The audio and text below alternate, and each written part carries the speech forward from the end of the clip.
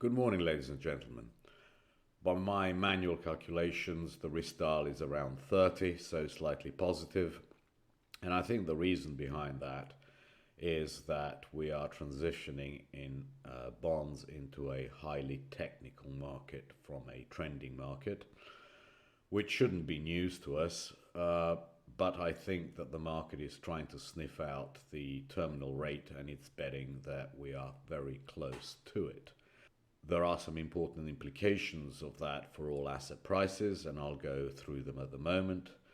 But first of all, I want to go through the bonds and tell you what I think is likely to happen next week.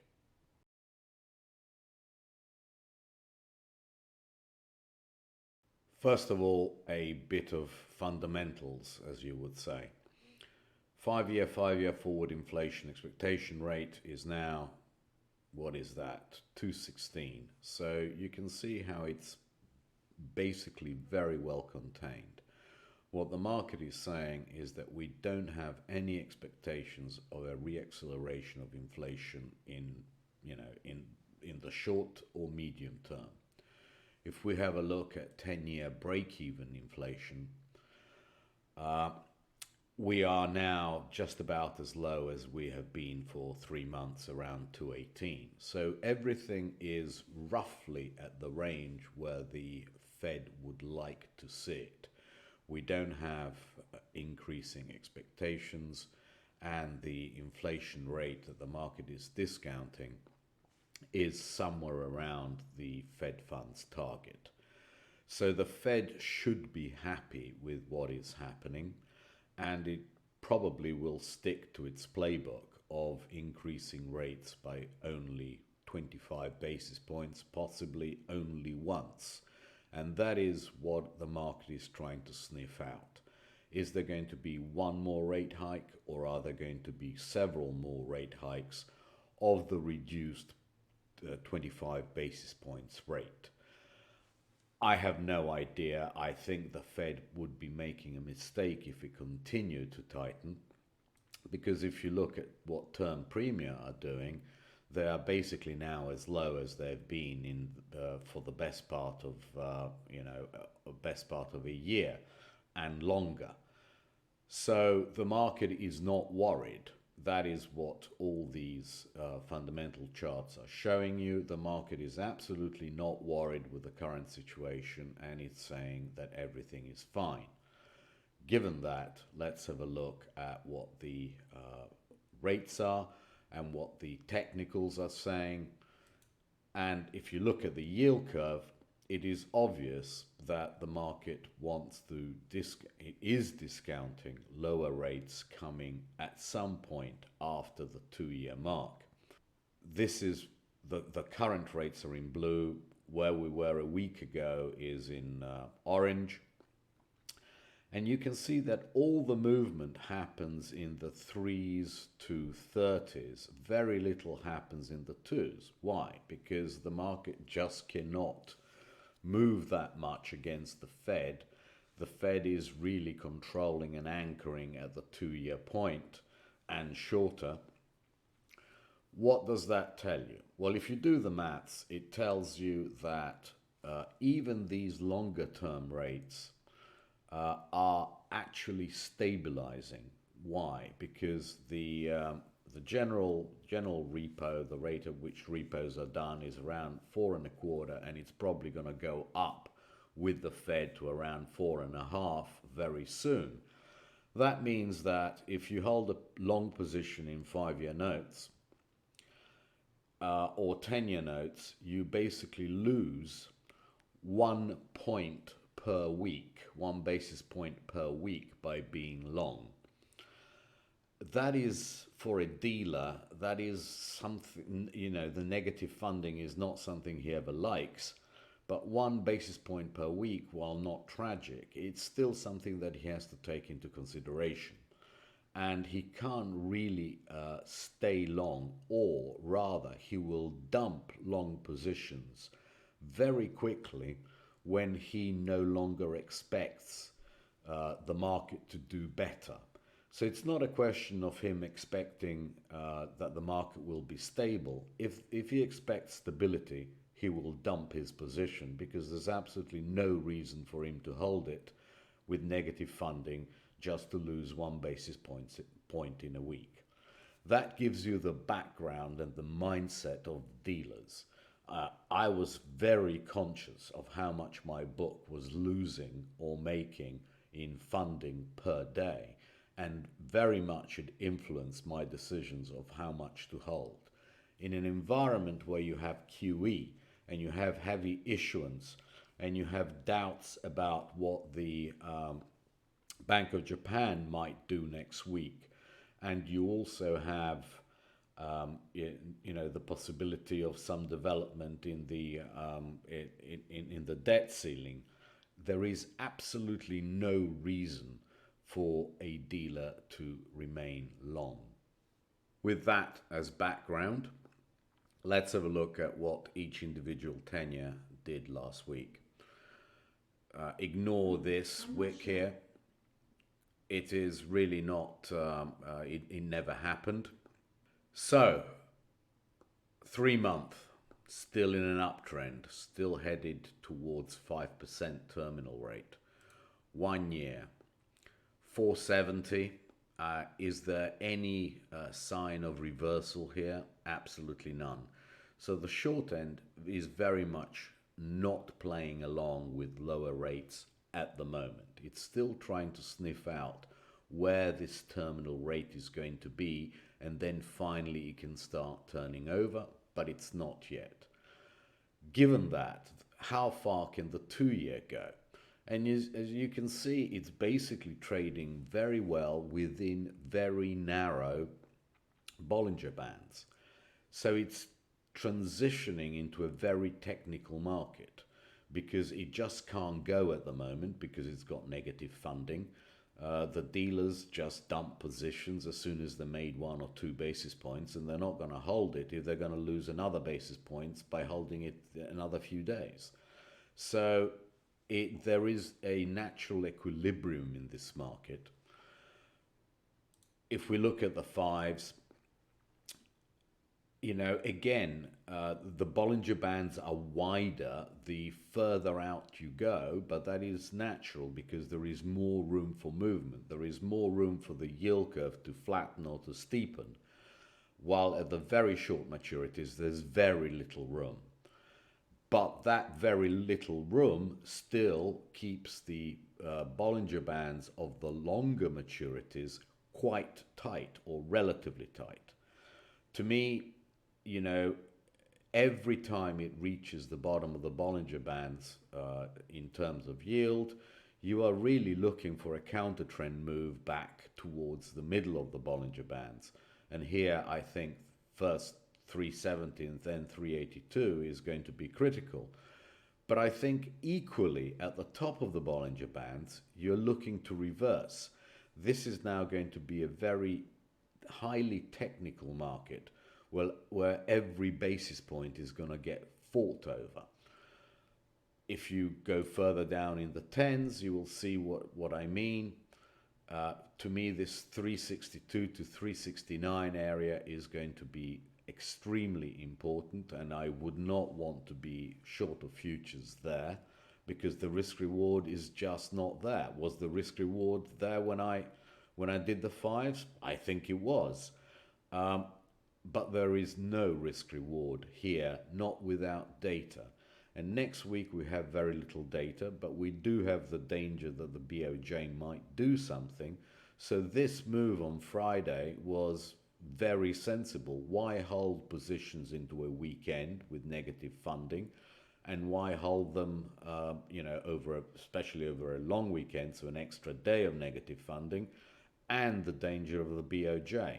I think Tuesday we get somewhere close to that 362, and there you want to be out. You just do not want to be short of futures anymore because the risk reward isn't there. If we look at 30s coming in, and that is basically what I think is going to happen. We're going to trade increasingly smaller and smaller ranges as we gauge where the terminal rate is, as we fight negative funding, but as we fight QT. Therefore, the impulse to go lower is not there, but also the impulse to go higher because of the fundamentals and where we expect inflation to be in a couple of years' time is also not there. Which brings me to the MOVE index. The MOVE index, as you can see, is now at the lowest levels since March of last year. And I think that this trend will continue. I think we will trade these levels in the MOVE index, and that is another 10-15% lower. So I think options are going to get sold for very good fundamental and technical reasons. The fundamental reasons I explained to you, and the technical reasons is that the ranges in the market necessarily are going to get smaller. Can the same be said of Germany? I don't know, but I think Germany is doing exactly what it should do. This is the ECB candle on the Schatz, and we're just not going back there. Or if we do, it's going to be forced and it's going to come back straight to 68. I think the ECB, or the market, is betting that the ECB is now, over this next period of several months, is going to out-hawk the Fed. And I think that that is quite likely and quite possible. So the Schatz is still my favorite for when it gets to these levels, to trade 268 and still higher.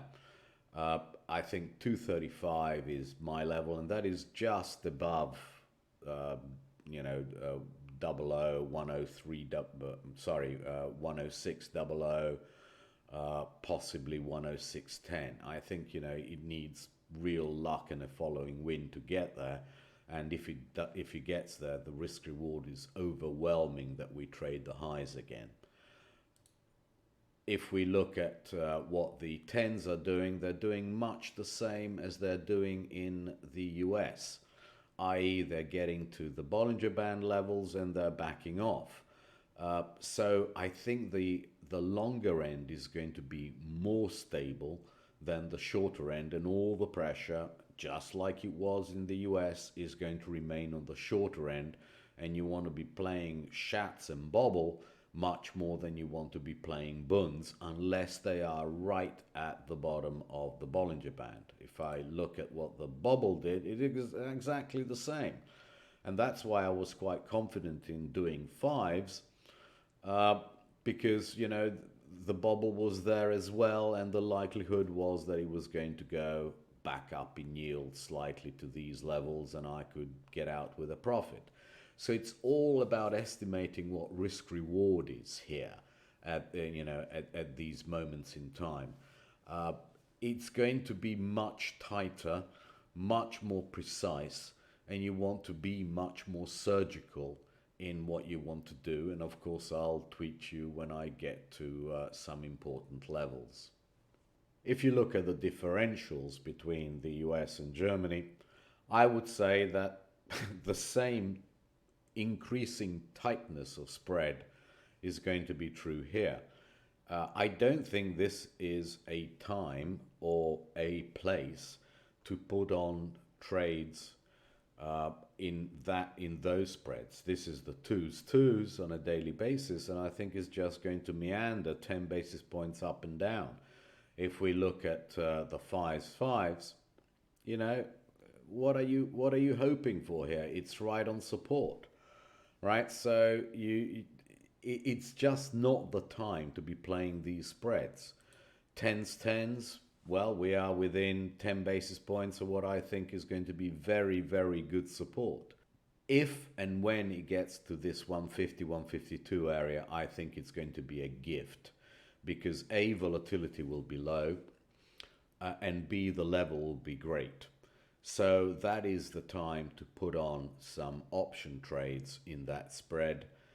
It's going to be, I think, manna from heaven at that 152 area, or even 150, because we will trade 123 at some time this year. and after we've traded 123, we will trade even 105. Okay, so pretty convinced that that is going to be a great trade, because to make 50 basis points over the course of 3 to 6 months on an option would cost you next to nothing, because volatility and, if the move index will go down, I think is going to be an absolutely great alpha provider. One interesting thing in preparation for the BOJ, and this is, try to follow me here. This is the differential between the Japanese 10-year yield and the US 10-year yield. It's a weekly chart going back to whatever this is, 2006, and I don't have any data for before then, but certainly these are significant levels, you will agree. This area between 330 and 250 has been a very, very important area, and when it's hardly ever been through it. And I'm not really sure that there should be huge reasons for us to go through it. What is going to happen to 10-year yields in Japan? Well, this is where they are. I think if the Bank of Japan were to do something and remove this gap, the yields would go back to this area between 80 and 97 basis points. I doubt very much that the Bank of Japan would allow them to go more than that. It seems to be quite a reasonable area. We are back to where we were in 2013. It's a very reasonable expectation given where swaps are around 1%. It's very reasonable to expect no higher than 97 basis points, or let's call it 1%. What difference is 3 ticks going to make? So if we're looking for 1% in the JGBs, how much difference is that going to make on this chart? If the differential only goes back to 350, 360, that actually implies that there is no movement whatsoever in terms of tens in the US. Do the math. So I think if the Bank of Japan does something and there is panic in the USD market, it's a great opportunity to buy calls in futures. Just keep that in the back of your mind, okay? And have a look at the spreads and do the maths where the spreads are likely to move to, but also what the reaction from those spreads is likely to be. I think that if we get up here, it's much more likely that we retest the downside at some stage than not.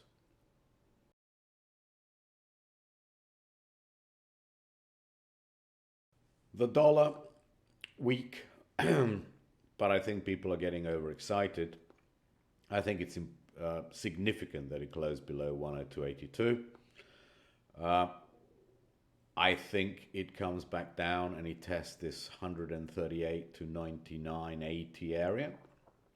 But I think from there, the risk reward is awful, being short dollars. Where will it be? I mean, this 101.92 was always going to be the first support, and we tested it and bounced off it. It's going to take some time for it to even get to 99.79, i.e. this area here on the weekly.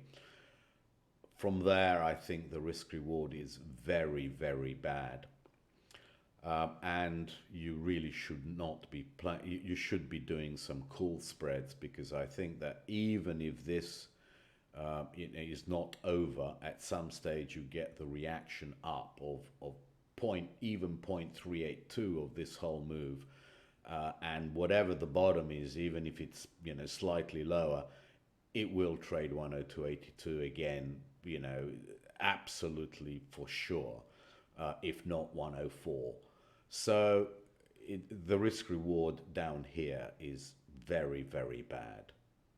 And I really don't see why it should go any further, because if you believe what I just showed you in terms of the spreads between the relative bonds, they're not going to go very far, and therefore the impetus for a lower dollar can only come from, I don't know, positioning, and I think it's being unwound.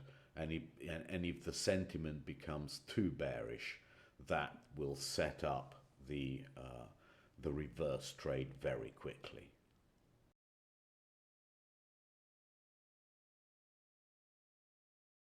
Gold, well, given that I think the dollar's trend is coming to an end, um, and that it's going to get oversold, and people are going to get too bearish on it, which will set up a reaction. That actually would imply that the BOJ does nothing on Wednesday, but who knows? Uh, I'm going to be very clear. I have my offer in. 1859 is my offer, and if they take it, thank you very much indeed. Goodbye, I shall think again. As you can see, this area has been an area of risk reward, both on the dailies and on the weeklies. Look how many times we traded, even if we traded through it, we traded back to it. So even if it goes straight through, which is unlikely because it's through the Bollinger Band so much, I don't know what would cause it. But even if it goes up to 2000 or whatever afterwards, is going to come back. So to me, 1859, huge risk reward area. Take advantage of it, lighten up. I'm going to dump every single little bit of the barbaric relic that I own.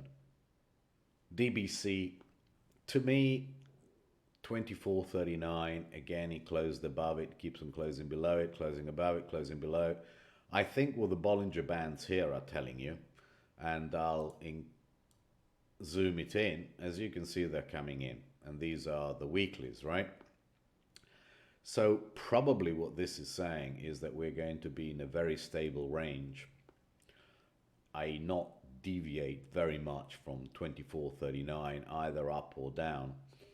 And that would provide the stability that the bonds are saying we're going to have, but also make this spread here, and I'll enlarge this, do what it should do at some stage, and that is come back and retest these levels. So this is gold DBC. So this would say favor DBC for a couple of weeks before gold takes over again. And that is really what fits in with my bond views, that we have, a week or two or three or whatever of higher yields. We get to the top of the Bollinger Bands or the middle of the Bollinger Bands or whatever, and then we have another look at the bottom. So it's indicative of stability to me. If DBC is not a source of inflation, but it's just going up and down sideways in a 5% range, bonds aren't going to be very worried about that. Gold shouldn't be very worried about that. And if this came back to these levels or somewhere around there, that would be good, because the longer term moving average is turning, and it'll give it time to turn some more, and it'll give you time to buy gold at better levels. So really what is likely to happen is that gold gets to that 1959 area, and then it comes off by 3, 4, 5% relative to DBC and other things like that. And then you get an opportunity to buy gold again at lower levels. I hope that that is the gameplay at the moment.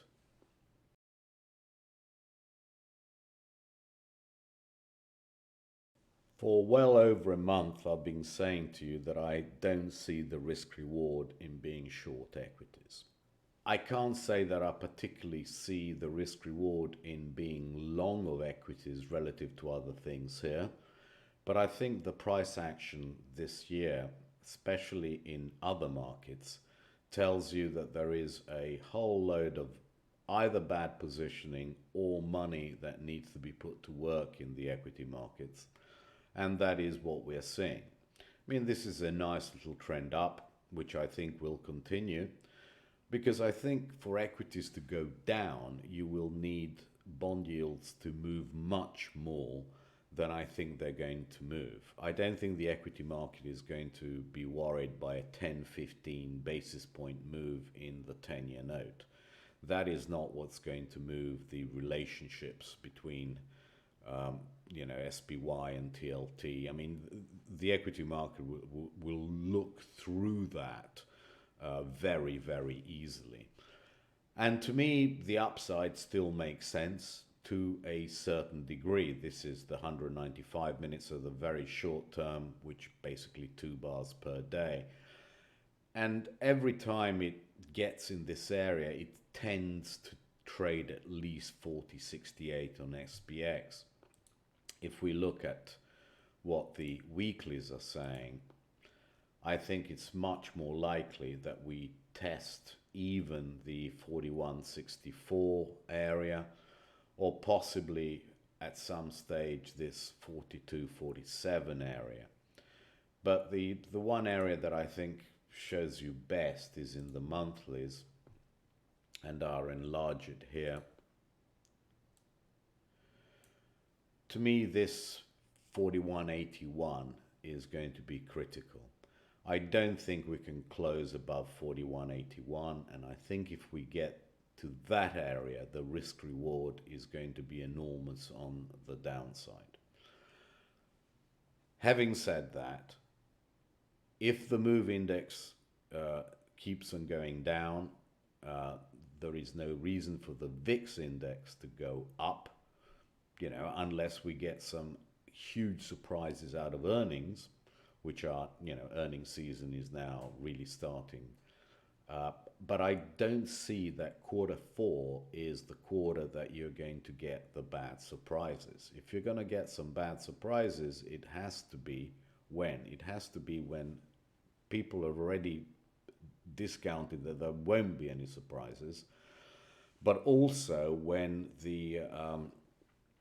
we can get some compression in the profit margins. When will compression in profit margins come about?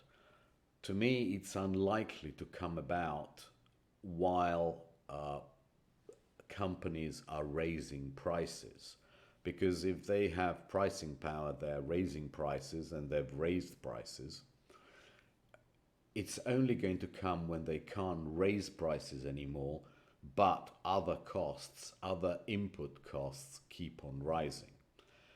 So to me, it's not going to happen yet. I see no reason to be short of equities at the moment, because I think they can look through a 10-15 basis point move in tens without any problem.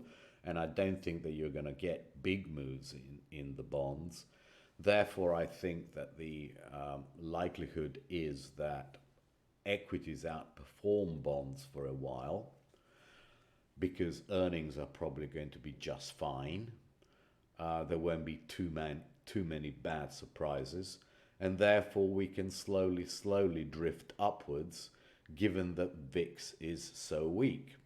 And we can have a look at VIX, and I think it's meaningful that we've now absolutely filled every single gap. This gap here was the last gap that I had on the downside, and therefore we are, I think 1835 VIX means something. It means that the likelihood of bigger ranges is being discounted by the market. You're just not going to get it, bar surprises. And now the relationship between SPX and VIX has to get stronger. You are unlikely to see big down days in SPX without big up days in VIX. And until and unless that happens, any dip in SPX is very likely to be shallow. The Nikkei is getting interesting because this is another chart that it's not saying it, but it's giving you the odds that the market thinks that the odds of the BOJ doing something surprising on Wednesday are low. I think it's going to be a good risk reward to be long of some call spreads, because I think it's going to trade back up to at least 26,000 and a half, if not this level around 27,000, just below it, on a nothing. I think there is much more upside than downside at the moment, because we have already discounted so much on the downside and we keep on bouncing off this 25,500 odd area. I think if you see it there Monday, Tuesday, it's much more likely that it's going to trade just below 27,000 before it. But if it does break this 25,500, and let's have a look at the weekly chart, this is where the 200 period moving average comes in. I think it's very unlikely that it goes much below 25,000, but the market can be surprised. Even if it does, I think it comes back. So to me, some option play of being long some call spreads for a return to around 26,940, that level is 27,000, makes sense. And that all lends support to my thoughts that we are really not going to move very much. And the VIX and the MOVE index are likely to keep on trending lower rather than spike higher. I also wanted to make you aware just how far Europe has come. And if you look at this 42.26 level, what a good risk-reward level it seems to be in the longer term. If you want to, and you think that we are coming to an end in the trend between the US and Europe, and I'll show you that chart next, this 42.26 as a strike on a put seems to be very, very decent risk reward. And here we have SPY over FEZ, so stocks and the S&P in constant dollar terms, so all in dollars. We are coming back to the area that we traded in for such a long time, and then when we broke out we went back, and now we're coming back to it. Even if this is some sort of a head and shoulders longer term, with this being a shoulder and this being a head, it just means that we will see 972 most probably again, whatever happens, however far it comes down.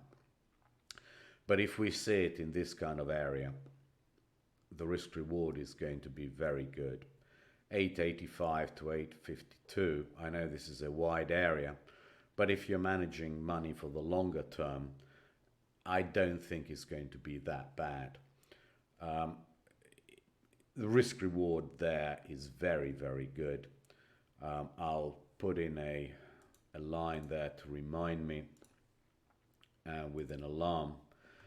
I think it's going to be very, very, very good area to switch some longs. I mean, if you have longs in Europe, you basically dump them for longs in the US. And Otherwise, we'll do an option and I'll tweet you when we get there. This seems to be vastly overdone. Even if we look at the weeklies, it's through everything.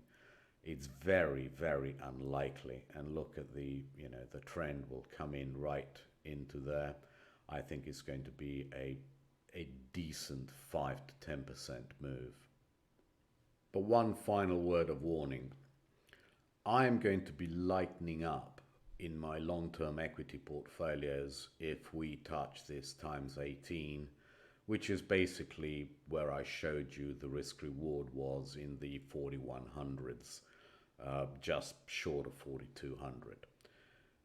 If what I've told you makes sense to you, i.e. that the move index comes down, that means that the bonds and their ranges stultify, they become smaller and smaller. It becomes a highly technical market. Well, that means that the multiplier can't really go up very much, right?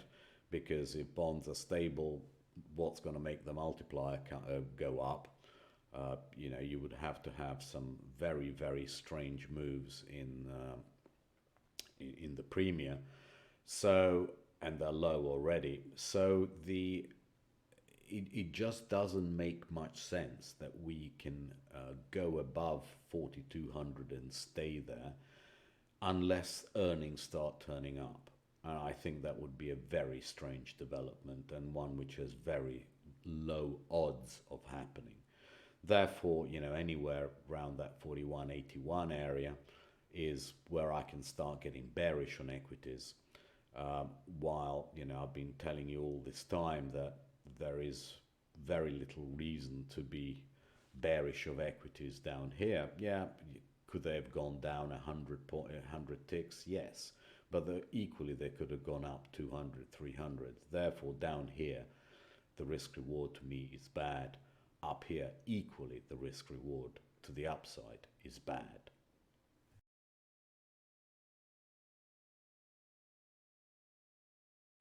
Well, I've waffled on quite enough for a holiday weekend.